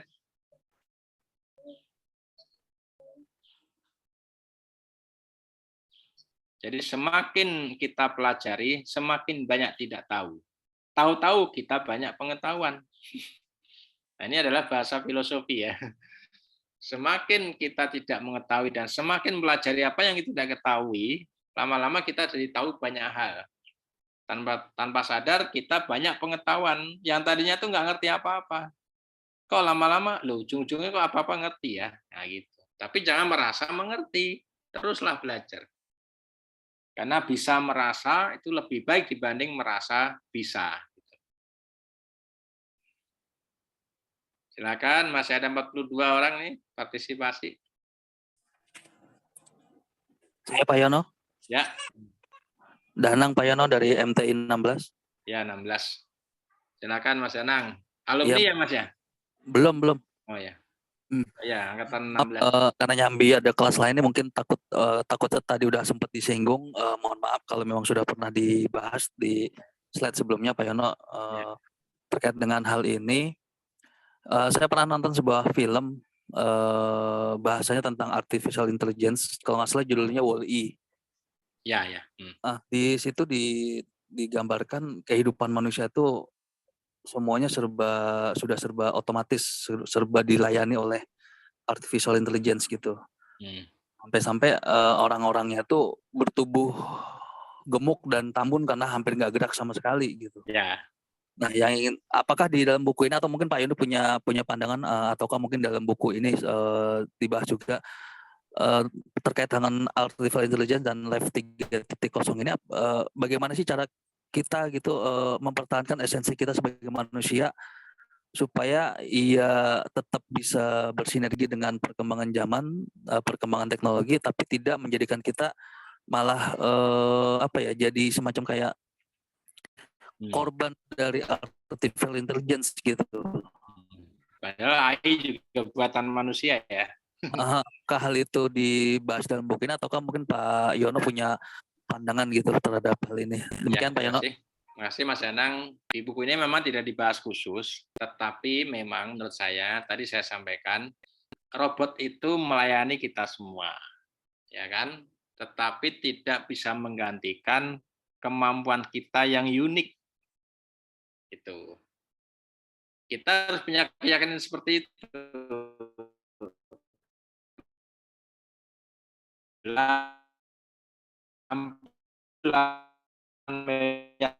Manusia ini yang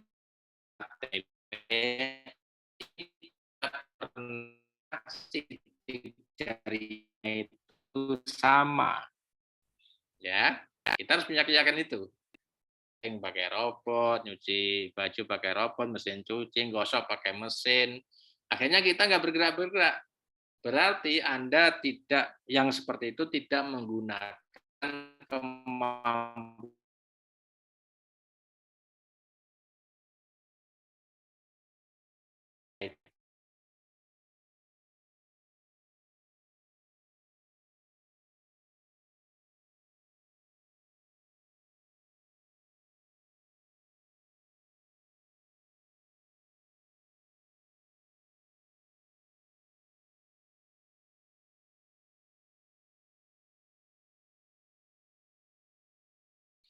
Makanya sekarang itu yang penting tadi kata Merian adalah mau bergerak, mau berpikir positif, terus belajar sehingga tidak tergantikan oleh kehebatan robot tadi.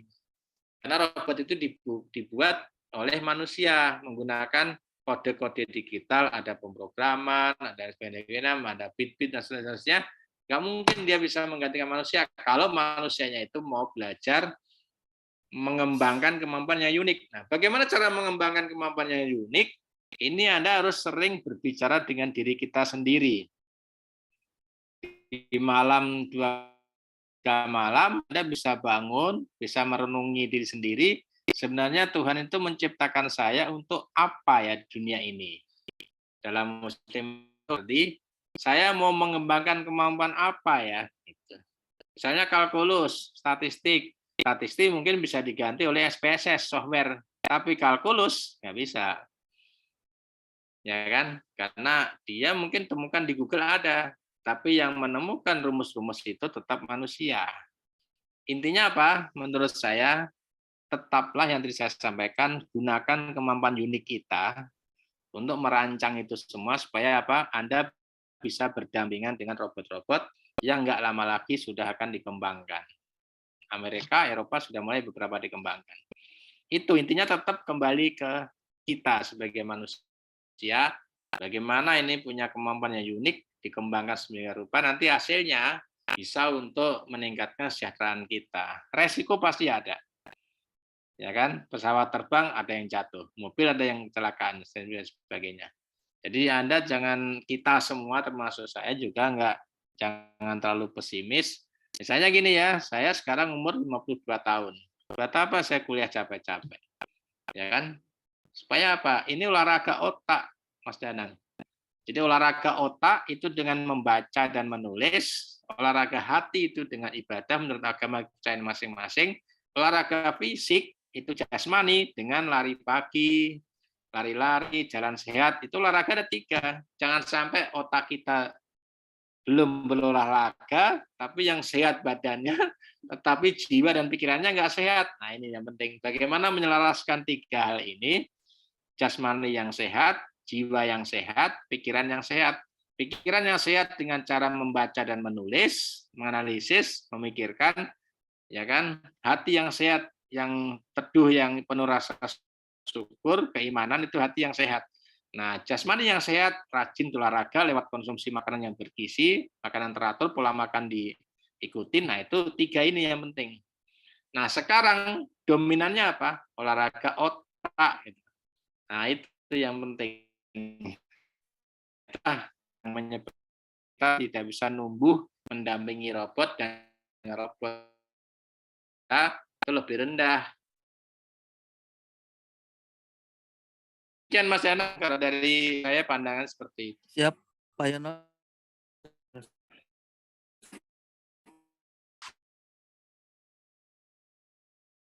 Masih tetap 42. Boleh. Ya, silakan. Tahu-tahu sudah lewat. Baik, Pak, pertanyaan berikutnya nih. Sekarang kan memang lagi sangat santer sekali ya terkait dengan sudah mulainya Perang Dunia Ketiga nih Pak. Antara Rusia dan Ukraina dibantu dengan NATO dan Amerika dan lain-lain. Nah ini memang perangnya itu sudah sangat canggih ya Pak ya. Teknologi sudah digunakan, AI sudah digunakan di sini tentunya. Namun ada isu kuat bahwa memang AI ini akan terancam dengan adanya nuklir, Pak. Seperti itu, Pak. Nah, menurut Bapak, bagaimana terhadap perkembangan ini dan dampaknya apabila betul-betul nih nuklir ini diledakkan gitu ya oleh Mr. Putin gitu ya, yang dikabarkan memang dapat merusak AI itu sendiri dan otomatis juga mungkin big data juga akan terganggu, Pak. Seperti itu. Gimana, Pak, menurut Bapak? Wah, ini kalau diledakan, nanti Win belum sempat menikmati surga dunia dong ya. Banyak masih perjaka, masih gadis, pada kena bom. Emang begini ya, tadi saya sampaikan, utopia ya, kehidupan itu dikotomis. Sekarang orang menciptakan pedang, kalau nggak dipakai kan berkarat. Orang menciptakan mobil, kalau nggak dipakai, nggak jalan, olinya juga beku, berkarat juga. Sekarang orang bikin nuklir, kalau nggak diledakkan, nuklir buat apa ya? Buat tenaga surya, panel surya mungkin bisa. Tapi orang ini kan penasaran. Nah inilah yang menyebabkan dikotomis tadi. Kalau kita lihat sisi spiritualnya, itu kan Rasul menyampaikan bahwa umur bumi ini 1.500 tahun. Ya kan, 1.500 dari pokoknya 1.500 Hijriah lah gitu. Sekarang sudah 1447. 1.500-nya kan 53 tahun lagi tuh Win ya. Jangan-jangan nggak nyampe 53 tahun lagi nih. Kalau Putin tiba-tiba iseng mencet tombol, ya kan, akhirnya meledak. Kemudian Korea juga dicoba, akhirnya mencet tombolnya juga. Amerika ikut-ikutan mencet tombol. Salah satu cirinya dunia ini akan gelap gulita, bukan karena iklim yang ekstrim, tetapi hasil dari ledakan bom nuklir. Nah itu akan itu perang dunia ketiga berarti dalam tanda kutip, mohon maaf ya, bisa jadi itu udah kiamat. Gitu. Bumi itu diameternya nggak seluas tata surya yang lain. Kalau Anda belajar fisika itu, bumi itu salah satu planet yang kecil, bukan yang sebesar Jupiter, bukan sebesar planet yang lain. Kalau nggak salah tuh ingat saya itu hanya diameternya cuma 5.500 kilo. Soalnya orang keliling dunia itu sebentar sekarang pakai pesawat. Kalau zamannya Columbus keliling dunia itu lama. Tapi kalau zaman sekarang orang mau keliling dunia cepat. Kalau Anda lihat dari luar angkasa, dunia itu kecil. Sedangkan kekuatan nuklir itu sedemikian dahsyat. Jangan-jangan ciri-ciri kiamat dengan gelapnya dunia ini bukan karena sesuatu, karena iklim yang tropis, tsunami, tapi ini nih. Nah, lalu harus bagaimana kitanya? Waduh, bagaimana? Ya, kitanya harus bagaimana ini? Ya, sebagai seorang Muslim ya, mudah-mudahan kita berdoa saja untuk pelestarian alam. Kita cepat tobat, tahu-tahu mudah-mudahan nggak kiamat, nggak terjadi perang dunia ketiga gitu ya. Karena apa? Kita ini tidak mengontrol apa yang akan terjadi di luar kita gitu lah. Nggak bisa kita kendalikan, ya kan? Karena kita hanya bisa memandang paling jauh itu 400 meter pandangan kita itu. Kita nggak bisa lihat tuh Surabaya dari sini. Kita nggak bisa lihat Jakarta ini macet apa dari sini. Karena pandangan kita terbatas, indera kita terbatas. Ini jawabannya yang begitu rumit itu. Atau pendapat lain mau membantu, monggo silakan. Mungkin Anas Matu ada pendapat Nasya Safira. Coba, bagaimana menanggapi seperti itu? Apa tuh Pak? Yang mana nih? Aduh bingung. Nah, yang mengenai perang dunia ketiga tuh Rusia, Putin mencet tombol perang nuklir. Nah, gimana tuh? Jangan mengganggu AI, mengganggu sinyal, mengganggu infrastruktur AI kan? Nah, bagaimana kalau terjadi seperti itu tuh? Enggak sih Pak, terutama dari minyak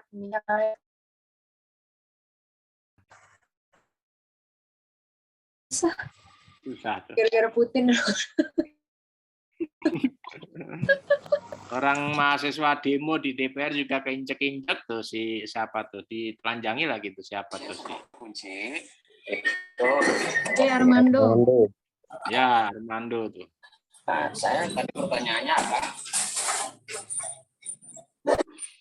Silakan. Ini mau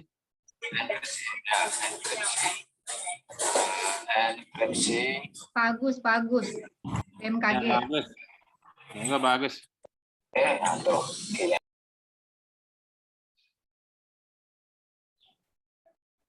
Ya bagus, monggo. Saya stop itu aja ya, share ya, karena sudah selesai kan. Jadi kita tinggal diskusi bebas nih. Monggo, ayo. Pak bisa ngasih tanggapan perkiraan dengan ini keadaan. Ya, ayo BMKG. Daerah Mas suhu Herin. Yang sering. Dalam hal apa dulu nih? Dalam hal apa dulu? Perang Dunia Ketiga nih, Wiwin tuh menanyakan kalau Putin mencet tombol nuklir bagaimana nih? Ya, memang sih nggak bisa dipungkiri ya, perang dunia ketiga pasti akan terjadi, apalagi kapal Rusianya udah tenggelam gitu kan, entah oleh siapa gitu kan, tapi yang pasti itu akan menimbulkan suatu perang dunia ketiga. Tapi ketika perang dunia terjadi ya siap-siap aja akan terjadi ya, peran tadi akan jadi perang nuklir kayak begitu.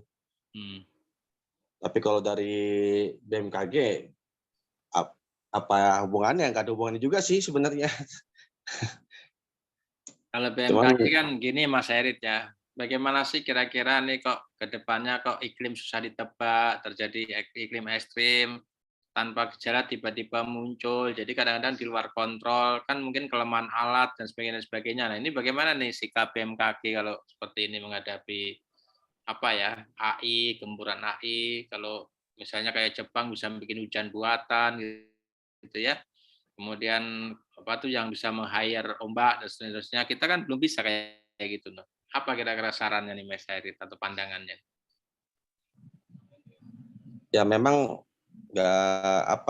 ya terkait dengan masalah AI ya kita juga sudah mempunyai informasi yang lebih tadi kita punya virus new gen yang bisa dibilang generasi terbaru lah dari sebuah informasi gempa bumi yang automatically kita bisa lihat langsung gitu di mana terjadi gempa terjadi seperti itu. Dan juga nggak bisa memungkiri juga terkait masalah modifikasi cuaca pun juga teman-teman BMKG mungkin dari Pak Agus sendiri pun juga sudah punya kerjasama dengan BPT yang mungkin bisa memodifikasi cuaca sendiri seperti itu sih Pak Yono. Tapi bisa ya modifikasi cuaca itu ya? Mungkin Pak Agus bisa lebih tahu kali kalau masalah modifikasi cuaca. Risetnya Mbak Arum itu salah satunya bagaimana memprediksi pesawat yang mau landing, mau take off tapi ada kendala gangguan sinyal atau apa, kemarin udah dibahas sih. Mungkin Mas Agus silakan coba, gimana menurut Mas Agus nih memodifikasi cuaca atau kalau pawang hujan kan bisa menghalau hujan ya Mas Herit. Pawang hujan, ya bisa dibilang enggak juga, kebetulan juga sih itu sebenarnya pawang hujan, tapi ya itu hal mistis juga sih Pak Yono seperti itu. Tapi jasanya banyak dipakai ya. Iya, kalah BMKG, gaji lebih besar malah. Iya.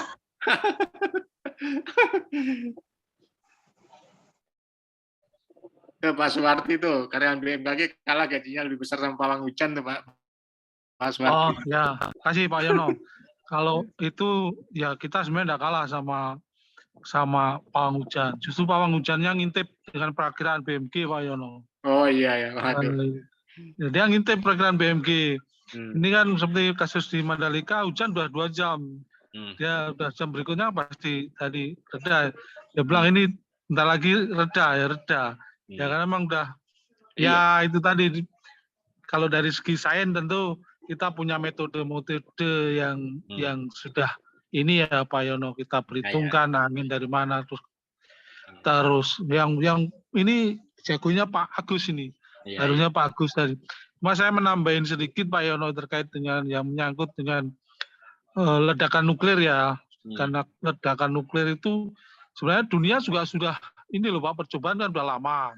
Nah, seluruh dunia pun sudah memasang deteksi untuk nuklir. Yang alatnya juga mirip dengan gempa gitu. Tapi dia lebih spesifik. Kalau yang untuk ledakan nuklir ini di Indonesia ada beberapa lokasi yang dipasang, Pak. Seperti di Makassar tuh CTBTO itu sebenarnya tujuannya dipasang di sana untuk mendeteksi ledakan nuklir. Dan dulu pernah uji coba yang di Amerika pun kecatat di Indonesia. Oh, berarti mirip dengan deteksi gempa ya? Itu kan getaran gitu kali ya? Getarannya, gelombangnya itu sampai. Nah, itu makanya sangat ini Amerika menaruh di Maros. Maros ya. Di Makassar itu, Pak. Ya. Banyak negara-negara pada nitip itu ya untuk mengantisipasi ledakan nuklir itu dari mana. Itu ya sekarang dengan adanya dunia yang dikhawatirkan banyak negara, kalau ini sampai tidak bisa ketahan sampai itu terjadi betul-betul terjadi perang dunia ketiga, ya Allah walam, saya sependapat dengan Pak Taryono, Pak Yono. Jadi ya kalau itu sampai terjadi, mungkin imbasnya juga sampai di ini ya bisa kiamat. Kiamat benar gitu. Apa yang bisa menanggulangi nuklir dengan biaya segitu dahsyatnya, kalau kena itu terus ada yang apa bom molekulnya itu Pak, wah itu ya bom biologisnya itu. Ya, bom biologisnya itu yang dikhawatirkan karena itu dibawa oleh angin ke mana kemari, jadi itu yang menjadi musibah besar itu. Mungkin itu dari saya Pak Yono. Ya, yang menghirup langsung mati deh. Iya. Terus kalau masih ada barang-barangnya, karena yang menghirup mati semua, akhirnya barangnya terbengkalai itu, barang-barang berharga yang ada yang punya. Iya. Wardi, izin tanya Pak. Iya. Kalau semisal itu memang kemungkinan bisa terjadi, terus apakah dari pemerintah tuh ada sosialisasi penanganan apabila terjadi nuklir tuh harus seperti apa gitu Pak? Wah, ini. Silakan. Nah, ini coba. Nggak bisa jawab kalau yang ini. Susah kebijakan. Itu. Nanti panggil teman yang di Serpong dulu ini. Iya. Yang apa itu? Bapeten. Batan. Kan tenaga nasional. Kalau tsunami kan sudah ada tuh Pak, kayak SOP-nya kalau ada tsunami atau gempa gitu ya. Nah mungkin kan ini salah satu nuklir juga bencana, bisa dibilang ada bencana alam, unsur bencana alam ya Pak di situ. Gitu, ya. Pak.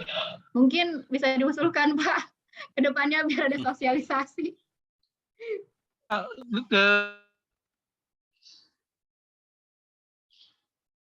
Wiwin aja yang ngusulin kali Wiwin, kan lincah tuh pemerintahan tuh. Bapeten. Beda jalur Pak. Iya. Kalau Pak Wardi bidangnya cocok. Sinyal Win nggak kedengeran. Mungkin sinyalnya udah capek kali ya. Dari jam 8. Ya, dari jam 8 kita. Jam 8 sampai sekarang ya. Iya. Lalu dua saya Pak Yon, waduh. Ya. 1, 2, 1. Iya, nggak apa-apa Pak. Gabung. Saya juga sama Pak. Nggak apa-apa, semuanya itu ada hikmahnya nanti kok insya Allah. Tapi harus kita terus optimis lah. Iya, betul Pak Yono. Perang bukan wilayah kita Pak, tapi kita harus ambil. Nah ini Pak Agus nih udah nongol nih. Ya Pak Agus. Ini dengerin kripto sebelah, dengerin Pak Yonai, jadinya ini sama-sama menarik ini. Iya. Mana Mas Agus? Yang udah keliling Indonesia ini, tahu kondisi wilayah-wilayah di Indonesia nih, topografinya bagaimana nih? Terkait yang mana nih Pak? Terkait yang presentasi Pak Yono yang mana dulu? Ya monggo terserah, modifikasi iklim lah, kemungkinan. Itu loh Pak Agus. Itu yang BMKG kalah sama itu paranormal. Sama paranormal. Sebetulnya itu yang salah yang apa ya, yang mempublikasi. Sebetulnya BMKG kan sehari bahkan 2 hari 3 hari sebelumnya sudah memprediksi bahwa akan hujan di jam 1 sampai jam 3. Si Raranya bilang, Pak bikin gerimis, hujan beneran. Berarti yang salah sebetulnya si Rara itu, sok-sokan.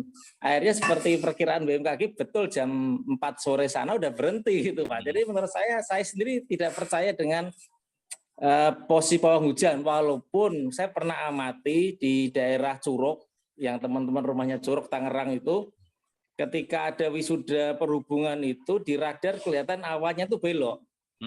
Awan itu bergerak dari 360 misalkan, dia harusnya lurus sampai ke 05 atau 0 derajat. Tiba-tiba dia itu belok sedikit, 2 derajat atau sedikit aja, sehingga di lokasi wisuda nggak hujan. Itu pernah terjadi, walaupun nggak percaya ya memang ada itu Pak. Tapi kalau seperti si Rara, saya tidak yakin. Iya. Berarti dia remote-nya itu ya Pak, KW-KW ya, remote AC-nya itu. Si Margaret di mana nih kok di mobil goyang-goyang nih? Aduh, Mbak Ya Pak, sambil nyetir Pak. Oh ya, malam mingguan kayaknya nih. Ngabuburit. Ya ini memang Indonesia ini unik Mas Agus ya. Lalu ada yang masuk akal, ada yang nggak masuk akal. Sampai santet, pelet, guna-guna pun ada, lengkap. Sajen juga ada, pawang hujan ada, bahkan penangkap petir pun ada gitu loh. Hebat kan Indonesia itu. Oh iya, Ki Ageng Selo Pak ya. Nah, Ki Ageng Selo itu nangkap petir. Orang Indonesia banyak orang sakti Pak. Iya, makanya di kantornya Pak Wardi ada Pak. Lightning detection loh. Nah, bahkan paranormal yang merebak nasib artis saja terkenal juga loh Pak. Menebak nasib artis. Tapi memang kita tidak memungkiri Pak, dunia jin itu di Indonesia ada Pak. Memang ada itu yang mungkin sama orang-orang dari Eropa dari itu mungkin dianggapnya klinik, tapi memang betul ada sih Pak. Indonesia itu hebat Pak. Negara-negara Eropa itu kagum. Zaman Majapahit itu belum ada logam, tetapi orang Jawa itu bisa bikin gong yang dari logam itu. Gimana cara bentuknya itu? Hebat sebenarnya Indonesia. Borobudur, dari mana ngambil batunya itu? Kan nggak mungkin ujuk-ujuk kun fayakun Borobudur ada batu setinggi itu ditumpuk gitu kan sampai 1000 gitu. Unik, Indonesia itu unik, hebat. Ya kan semua ada legendanya. Dan Toba ya. Nah, itulah Indonesia uniknya. Makanya Indonesia itu hebat, nggak ada yang bisa ngikutin kayak gaya-gaya orang Indonesia itu. Ayo silakan ada berpendapat dari materi. Kalau dari materi gimana Mas Agus? Bagus Pak materinya. Tadi saya walaupun nyimak sebentar-sebentar tapi materi Pak Yon sangat menarik Pak. Itu adalah tantangan kita itu Pak. Kita harus bisa mencari solusi apabila komputer nanti lebih pintar dari manusia itu, dan pasti lebih pintar itu Pak. Kalau nanti kita kalah sama komputer, mau kerja di mana tuh? Mungkin Mbak Pio, Mbak Laura, saya mau kerja di mana nih kalau semua diganti sama komputer? Kalau saya mungkin udah pensiun Mas Agus, udah tua. Mungkin Pak Yono masih ingat itu Pak yang iklan tol dulu siapa Pak? Artis siapa tuh yang tol Sonsi itu? Nah, itu jadinya Matiana. Pekerjaan tol sekarang laris, sekarang nggak ada lagi. Iya. Parkir udah nggak pakai penjaga parkir sekarang, udah pakai flash semua. Bahkan di Eropa kasir sendiri nggak pakai orang Pak. Iya. Jadi kita belanja barcode sendiri langsung bayar. Hanya satpam aja ngeliatin dari jauh bener enggak. Kalau Win ke bandara Changi yang di Singapura itu nggak ada orang Win. Di bandara itu nggak ada orang sama sekali. Bagus, panggil bagus. Bagus. Belum pernah Pak. Belum pernah. Iya. Nah kalau Lebaran main ke sana aja, murah kok Singapura itu pesawatnya. Boleh, sama-sama nanti. Sama-sama. Atau sama calonnya tuh Win, maksud sama yang lain, sama calonnya. Iya Pak, nyari dulu Pak calonnya. Yang lain monggo silakan. Mariola mungkin mau berpendapat sampai nyetir, ayo. Tapi jangan kalau sampai nyetir. Jangan Pak, kasihan. Ya, nanti repot nanti. Nah, pengen dengar suaranya Komang Mertayas dong. Udah sembuh, Bu? Oh, nggak nyambung. Laura, suaranya Laura. Udah jam berapa ini? Oh, udah jam 5 ya? Pas, Pak. Iya, pas ya. Kok nggak Foto dulu, terasa ya, Pak. Mas Agus ya? Gimana udah selesai ya? Foto dulu, Pak. Win, Dokumentasi. perlu foto dong, Win. Dokumentasi. Ya. Teman-teman, kameranya di on dong, kita dokumentasi foto-foto dari mulai pertama sampai 2. Oke, sudah siap. Halaman pertama dulu ya, teman-teman. Ya. Dibuka dulu. Mbak Siti Sophia, Laura. Tunggu, Tili Raisita belum. Wah, itu ada Tili, gagang Laura, setirnya.